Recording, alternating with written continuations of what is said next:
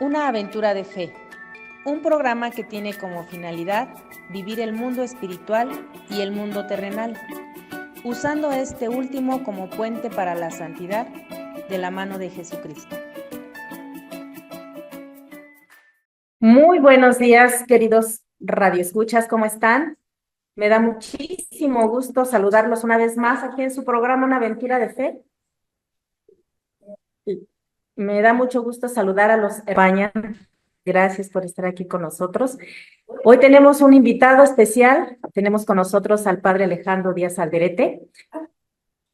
Entonces, él nos va a hacer favor hoy de compartir la aventura de fe de esta mañana, pero nos va a hablar de un tema muy actual porque ya bien todavía nos confunde y nos hace que caigamos en cosas que no son agradables a nuestro Señor y Él nos va a dar toda esa luz que necesitamos. Vamos a hablar del oscuro secreto del Halloween. Entonces, pues le damos la más cordial bienvenida al padre Alejandro. Bienvenido, padre. Muchas gracias. Buenos días a todos. Eclesiástica, agradezco esta invitación y trataré de dar esta explicación lo más profundo posible. Gracias. Muchas gracias, padre. Pues vamos, ¿qué le parece si invocamos la presencia del Espíritu Santo, padre? Si nos hace favor de hacer alguna oración para invocar la presencia aquí en esta radio San Juan Diego. En el nombre del Padre, y del Hijo, y del Espíritu Santo. Amén. Asístenos, Señor, con la luz de tu Espíritu Santo. Y parte de esa gramática de nuestra fe. Por Cristo nuestro Señor. Amén. En el nombre del Padre, y del Hijo, y del Espíritu Santo. Amén.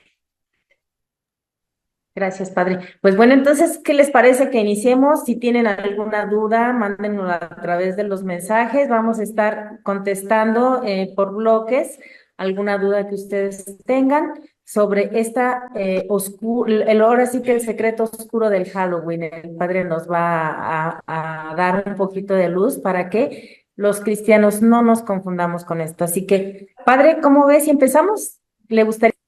Claro que sí.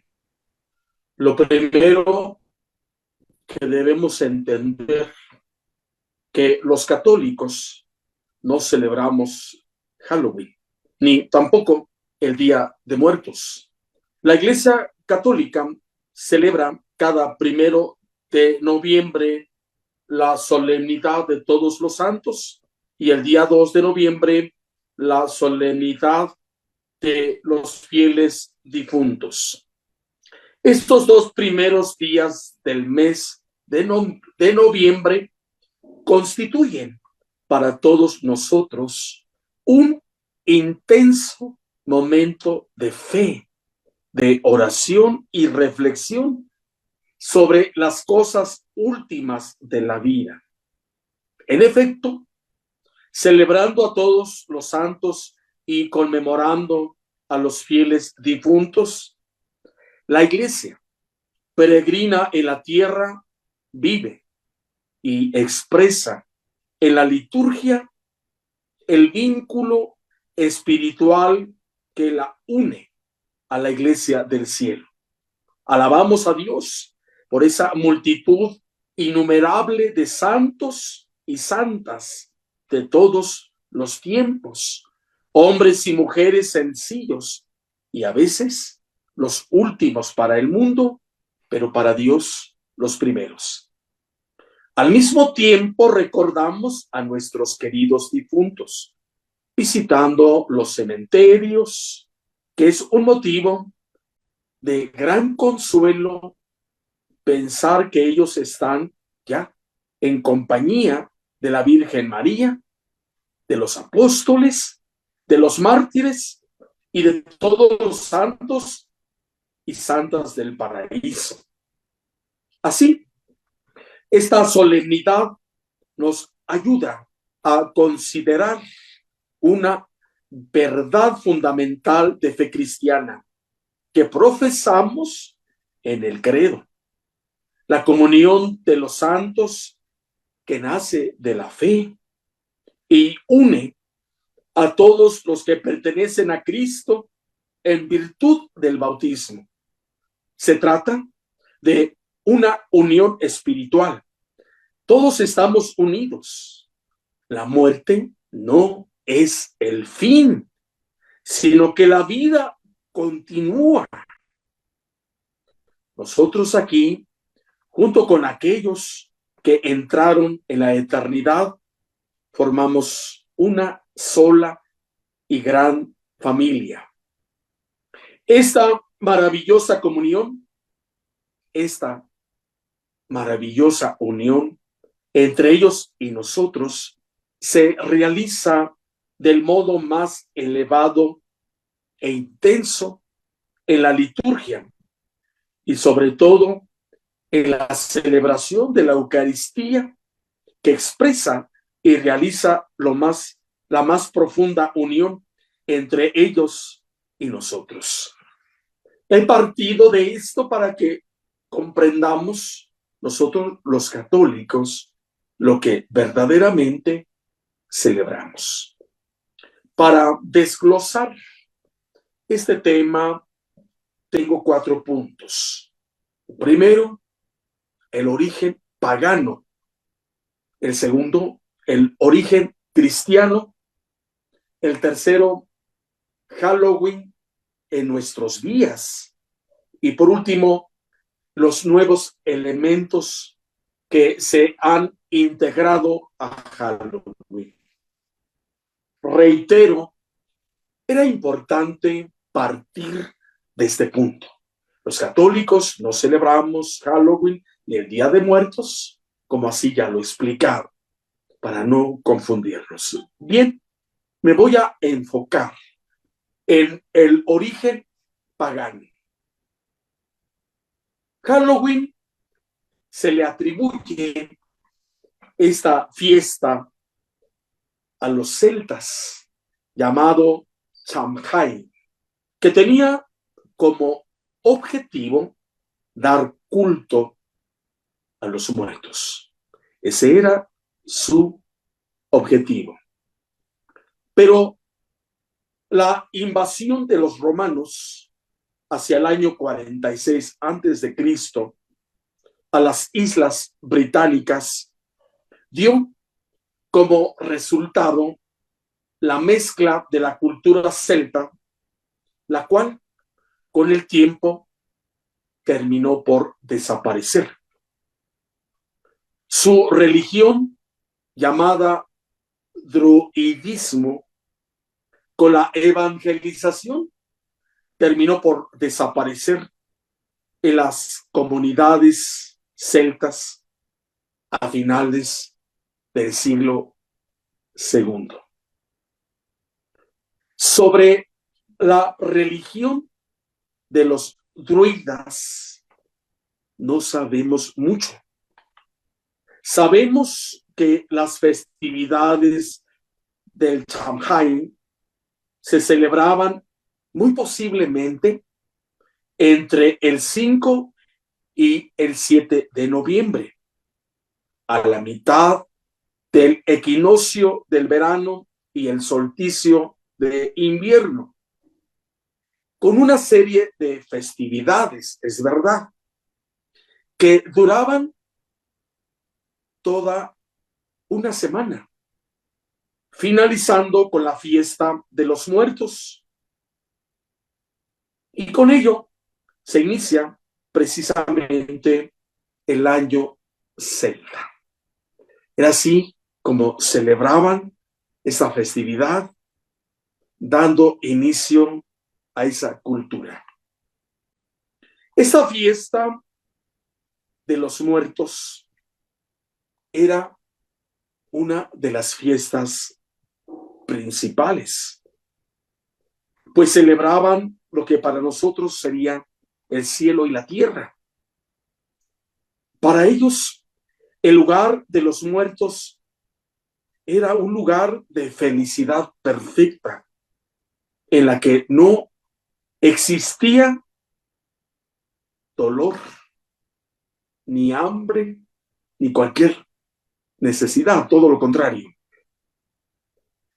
Los celtas celebraban esta fiesta con ritos, y aquí es donde debemos prestar más atención. Los sacerdotes druidas servían como medium por el cual ellos se comunicaban con sus antepasados, esperando ser guiados en esta vida hacia la inmortal. Ellos decían que los espíritus de los muertos venían en esa fecha a visitar su antiguo hogar. Visitaban a los suyos, como también ellos así lo esperaban, entraban pues en esa comunión. Ese es el origen pagano de Halloween. Ahora nos enfocamos hacia el origen cristiano, que es donde nos interesa más. Desde el siglo IV, la Iglesia de Siria consagraba un día a todos los mártires. 3 siglos después, el Papa Bonifacio IV, hacia el año 615, transformó un templo romano dedicado a todos los dioses en un templo cristiano dedicado a todos los santos, a todas aquellas almas que nos habían precedido en la fe. Esta fiesta en honor a todos los santos inicialmente se celebró el 13 de mayo. Nada que ver con la celebración que hoy conocemos. Pero fue el Papa Gregorio III, hacia el año 741, quien cambió la fecha al 1 de noviembre, que era el día de la dedicación de la capilla de todos los santos en la Basílica de San Pedro en Roma. Más tarde, hacia el año 840, el Papa Gregorio IV ordenó que la fiesta de todos los santos fuera una fiesta universal. Y como fiesta mayor, esta también tuvo su celebración vespertina en la vigilia para preparar esta fiesta que es el 31 de octubre. Y esta vigilia vespertina del día anterior de la fiesta de todos los santos, dentro de la cultura inglesa, se tradujo al inglés como Hallows Event, que significa la vigilia de todos los santos. Con el paso del tiempo, su pronunciación fue cambiando. Primero a Halloween Eve. Posteriormente cambió a Halloween, para terminar con la palabra que hoy conocemos como Halloween. Por otro lado, también recordamos que en el año 998, San Odilon, abad del monasterio de Cluny, en el sur de Francia, había añadido la celebración del 2 de noviembre con una fiesta para orar por las almas de los fieles difuntos. Hasta aquí llevamos ya comprendidos estos 2 puntos esenciales: el origen pagano y el origen cristiano. Ahora tocaré el punto de Halloween en nuestros días, que es donde aquí tiene puesta toda nuestra atención. Si analizamos la actual celebración de Halloween, veremos que poco tiene que ver con sus orígenes. Solo queda la celebración de los muertos, pero dándole un carácter totalmente distinto al que tuvo en sus orígenes y agregándole poco a poco una serie de elementos que han distorsionado totalmente la fiesta de los difuntos, como también la conmemoración de todos los santos. Entre los elementos que se han agregado, tenemos, por ejemplo, la tradición del disfraz, la cual nace en Francia hacia el siglo XIV y el siglo XV. Durante esta época, Europa fue flagelada por la peste, por la muerte negra, como así la historia nos lo hace saber. Esto generó confusión, pero a su vez un gran temor y miedo entre los católicos y una gran preocupación. Y es a partir de aquí donde nacen muchas representaciones artísticas que les recordaba a la gente su realidad, seres mortales. Esas representaciones eran conocidas como la danza de la muerte, dado al espíritu burlesco de los franceses en la víspera de la fiesta de los fieles difuntos. Se adornaban las paredes de los cementerios con imágenes donde se contemplaba al diablo guiando una cadena de gente.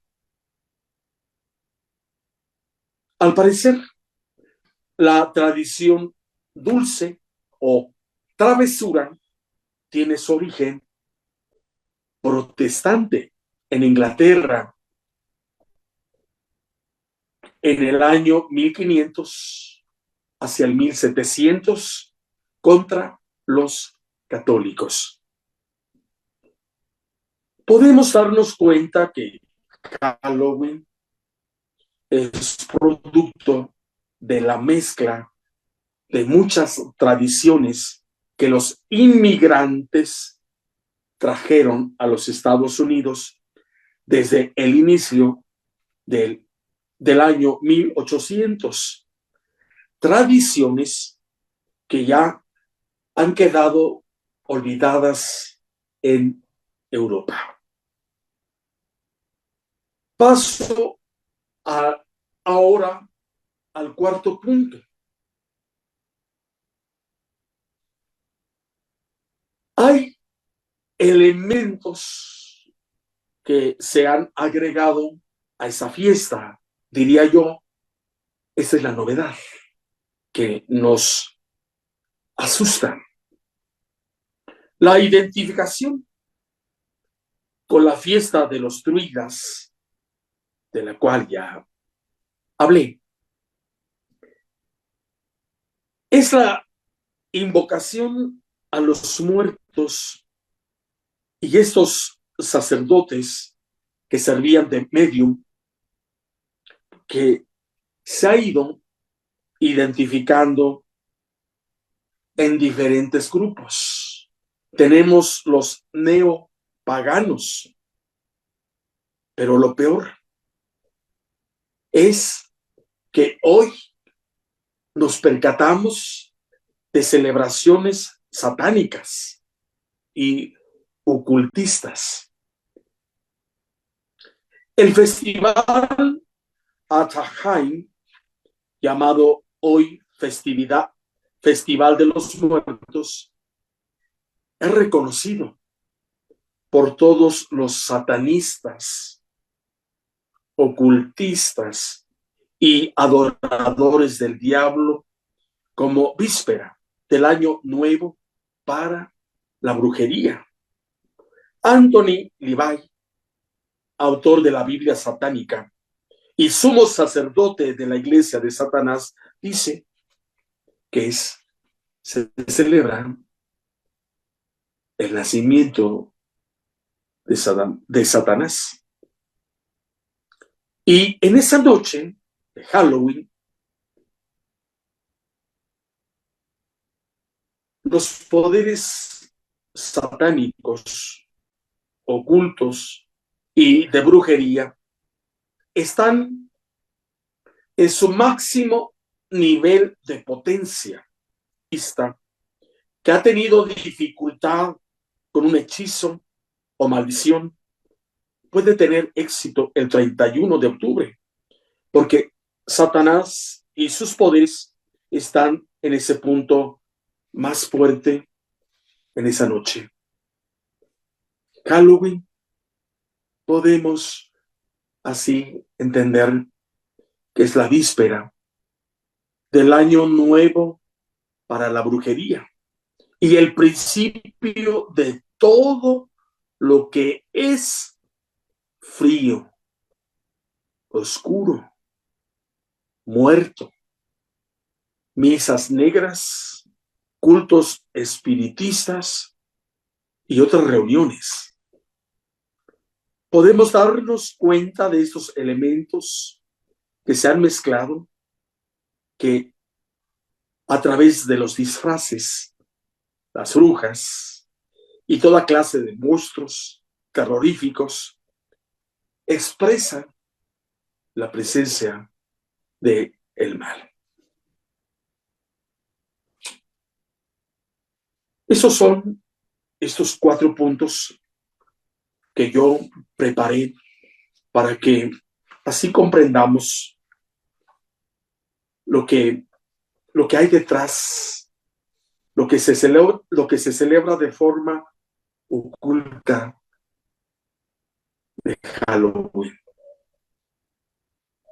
Hasta aquí termino para que ustedes tengan ese espacio también de entrar en este diálogo, en este intercambio de ideas, en este intercambio de opiniones, para así su mayor comprensión. Gracias, padre. Pues realmente es muy interesante porque nos damos cuenta que muchos católicos cristianos en esta celebración participan, están ahí muy atentos e incluso los vemos muy frecuentemente en la adoración al Santísimo, en misa, cumpliendo con los sacramentos y sin embargo en esta fiesta también los vemos cómo están participando de ese movimiento por las calles disfrazados de seres de oscuridad. Entonces creo que hoy nos está usted abriendo un poquito el panorama de que esto no es para un católico. Pero bueno, la pregunta sería, ¿qué es lo que hace entonces que el cristiano caiga en esto como algo inofensivo? ¿Qué considera usted? El desconocimiento total de Dios.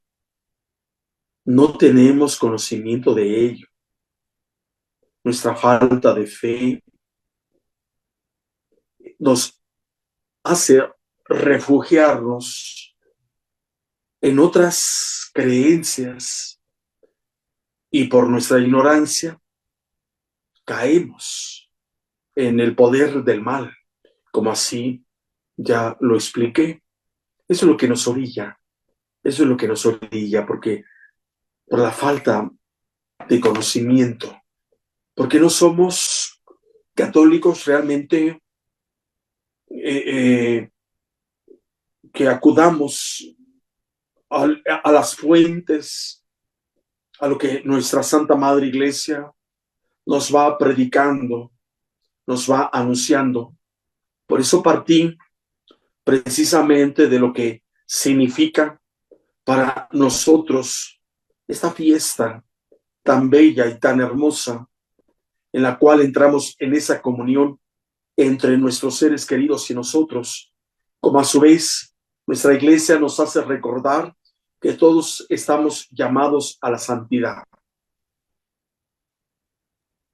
Padre, ¿y usted considera entonces que, dado lo que nos ha explicado, los cristianos podemos poner altares? Y si es así, ¿de qué forma tendrían que estar constituidos para no caer en algo que pueda desagradar a nuestro?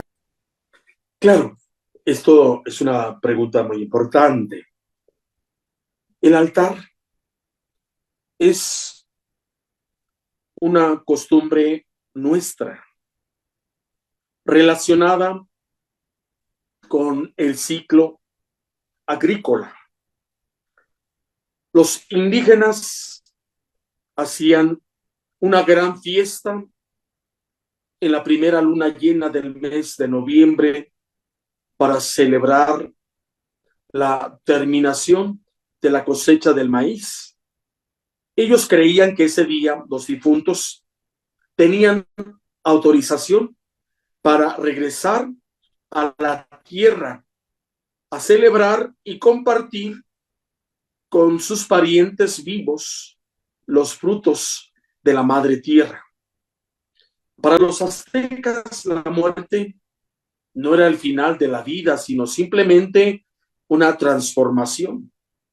Creían que las personas muertas se convertirían en colibríes para volar acompañando al sol cuando los dioses decidieran que habían de alcanzar cierto grado de perfección. Me enfoco a esta parte histórica porque eso es lo que nos dejan como una herencia, es lo que significa pues nuestros altares, donde lo adornamos obviamente con la flor de cempasúchil, que con esos pétalos damos, eh, abrimos ese camino para guiarlos. Obviamente que los misioneros españoles, al llegar a México, encontraron en esta cultura algo muy hermoso y partieron de esa evangelización. Esa costumbre se queda totalmente intacta para darle un sentido más cristiano.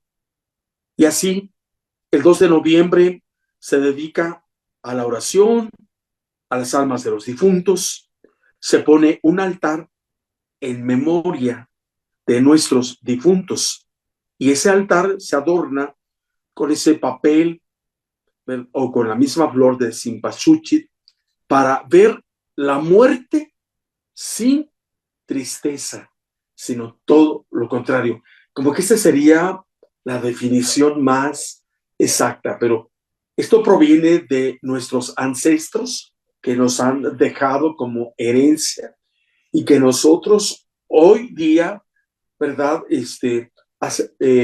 Construimos nuestros altares.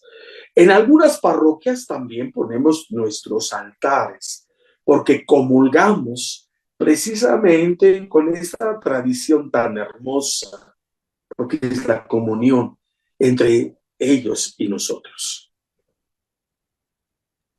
Sí, muchas gracias, padre.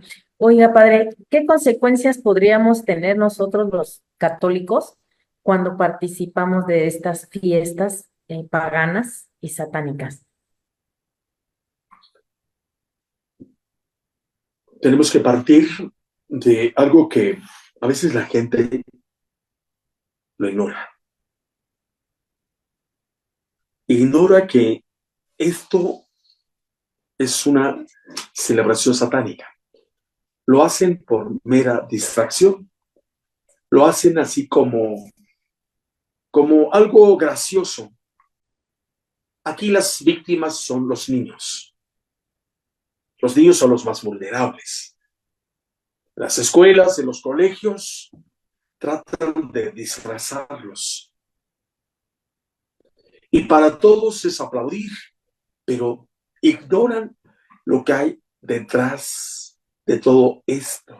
Por ello, nosotros como pastores tenemos que alertar, tenemos que predicar para que ellos tengan un conocimiento más claro. Es verdad, la ignorancia salva. Si lo hicieron por ignorancia, pues nosotros los invitamos a que nunca más se vuelva a repetir. Incluso este programa tiene esa finalidad, que los oyentes, al escucharlo, pues ya no caer en lo mismo. No, no es algo que este sacerdote se está imaginando. No es algo que yo estoy inventando. Por eso la historia misma de la cual he compartido para que no caigamos en lo mismo. Nuestra Santa Madre Iglesia, que es Santa Madre Iglesia, pues siempre entiende el error que a veces caemos y nos abraza, pero a su vez nos invita a no caer en lo mismo. No podríamos hablar de una excomunión, obviamente que no, salvo la persona que ya cuando se consagra al mal, bueno, pues esto ya es de otra índole. Pero creo que por eso es importante que este tema y a su vez nosotros desde el púlpito prediquemos, porque esto va ganando terreno. Es una invasión. Y a veces nosotros, por ejemplo, como sacerdotes, ¿qué hacemos? Nada. ¿Por qué no invitamos a nuestros niños del catecismo a que se disfracen de santos para contrarrestar esta parte? ¿Y por qué nosotros como parroquia no premiamos esa parte? Sería una catequesis que va a contrarrestar esta parte. Obviamente, la predicación, obviamente, invitando a los jóvenes, invitando a los niños a que se disfracen de el santo que más tengan devoción. Y sería, pues, una parte, sería un buen inicio para ello. Gracias, padre.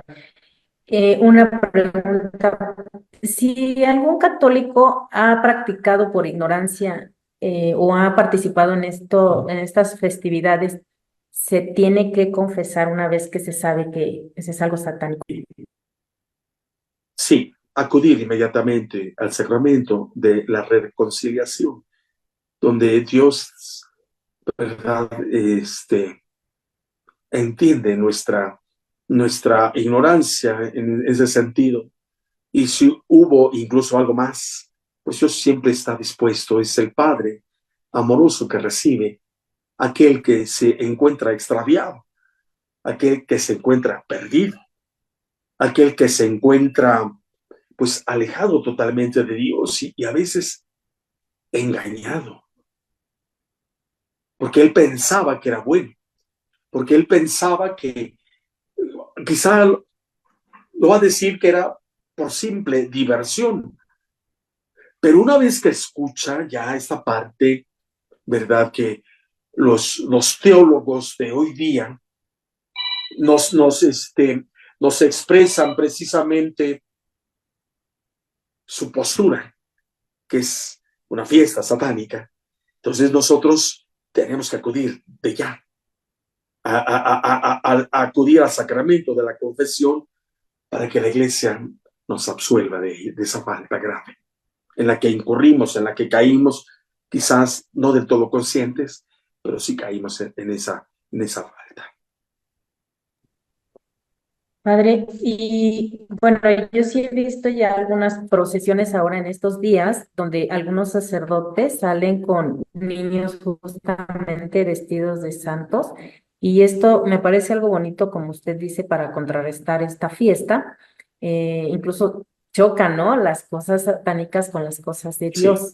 Y creo que esto, como usted bien dice, hay que fomentarlo mucho más en las parroquias, con los padres y de esa manera que los niños vayan entendiendo que participan, pero desde la santidad, ¿no? sí, No sé usted cómo vea esto.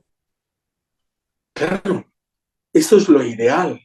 Esto tenemos que hacerlo con urgencia, porque si los niños los dejamos, los abandonamos en esa cultura, ellos van a crecer teniendo una idea contraria a la celebración que la iglesia nos comparte, que la iglesia celebra.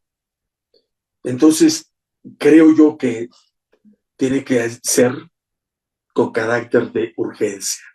Todos nosotros como párrocos, como parroquias, tenemos que catequizar, tenemos que ayudar a nuestros niños.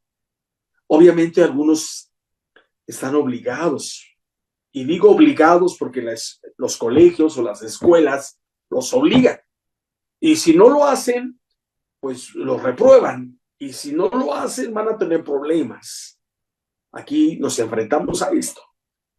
Sin embargo, nosotros esto no debe ser un obstáculo. No tenemos que cansarnos, sino todo lo contrario. Hacer énfasis en este punto y buscar, quizá yo dije en este momento, decir, bueno, pues los niños de catecismo, nuestros jóvenes de primera comunión, eh, tener una catequesis en torno a ello y vestirlos de algún santo de su devoción. Incluso salir en esa peregrinación, obviamente, sería un ideal.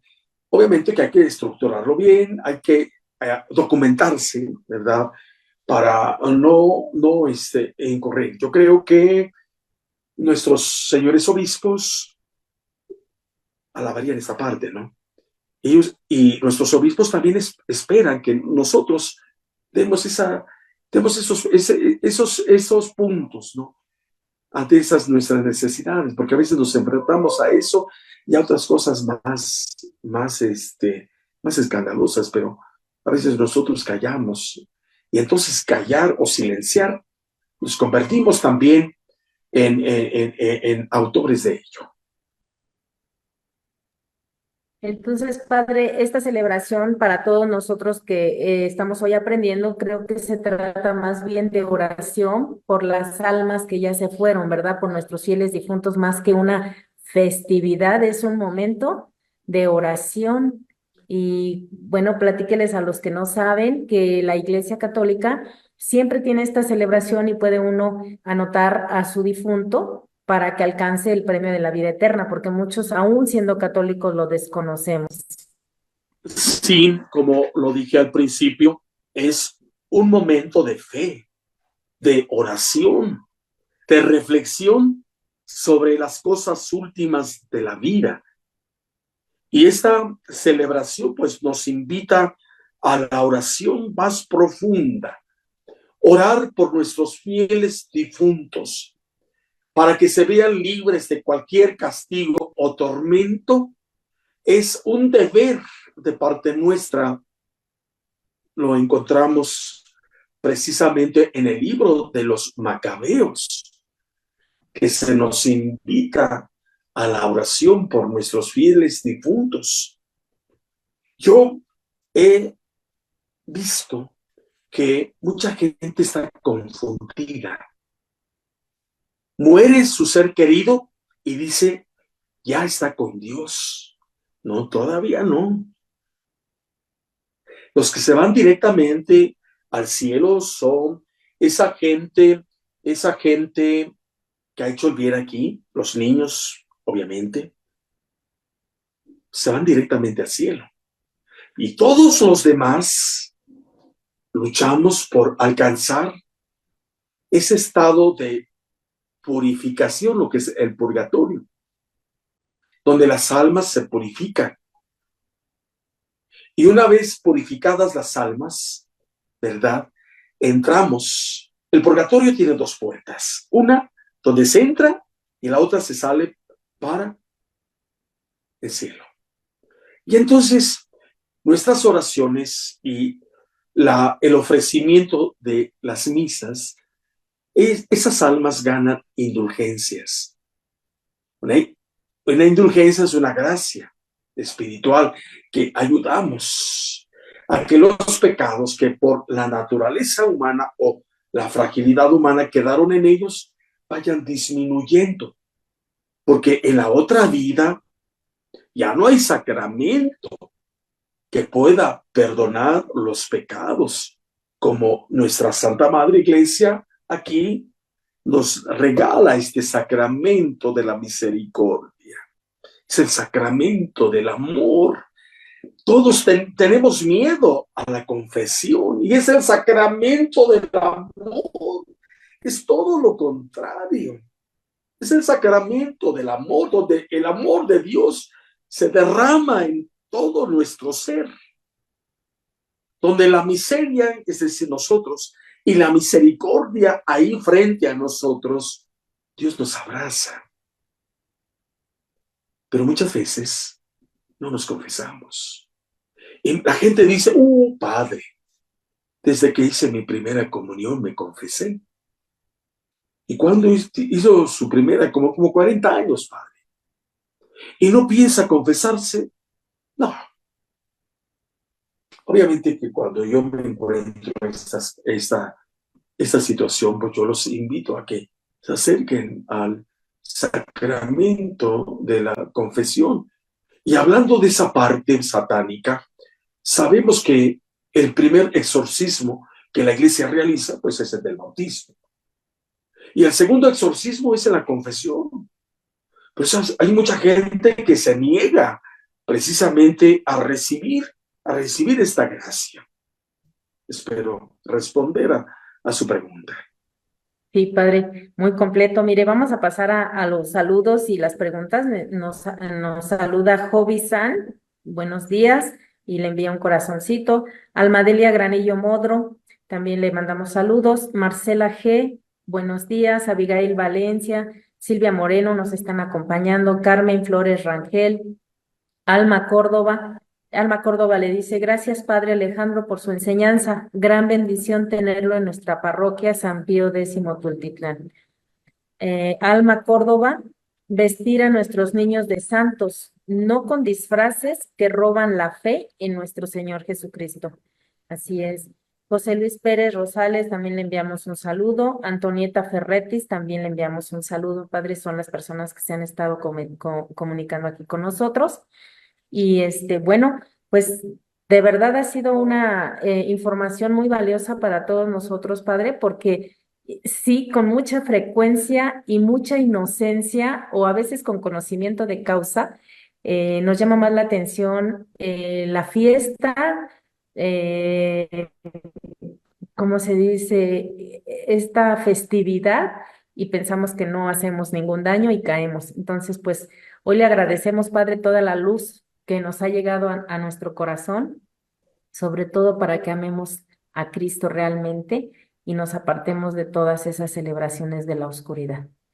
Muchas gracias, Padre, por haber estado aquí con nosotros esta mañana. Soy yo quien agradece esta invitación y espero haber cubierto pues este tema, porque es muy amplio.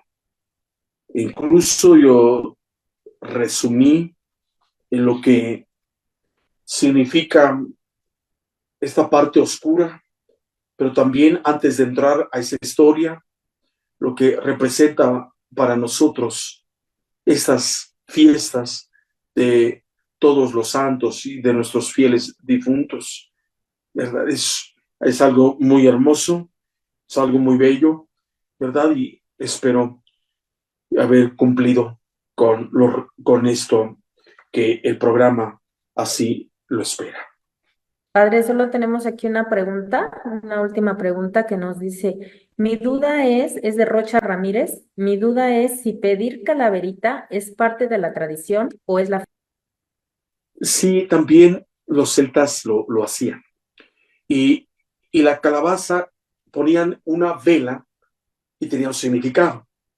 Era guiar esa alma que había partido hacia la otra vida y ellos tenían esa idea de que regresaba, entonces ponían un camino y los guiaban con esa luz, con esa calabaza. Hoy, vuelvo a repetirlo, eso se ha distorsionado, se ha desfigurado y lo que se pretende, o sea, vean, observen hoy día una calabaza, tiene otro aspecto, tiene otro disfraz tenebroso, oscuro, cuando en un principio era todo lo contrario, era una calabaza tal cual, donde se ponía una vela y donde se pretendía guiar nuestras almas. Sin embargo, es parte de ese conjunto, ¿no? de distorsión de Halloween. Entra también dentro de esos nuevos elementos, como los mencioné, entran dentro de esta celebración actual. Yo diría que no, ¿verdad? Desde el punto de vista, diría no. Parece tan inocente, obviamente.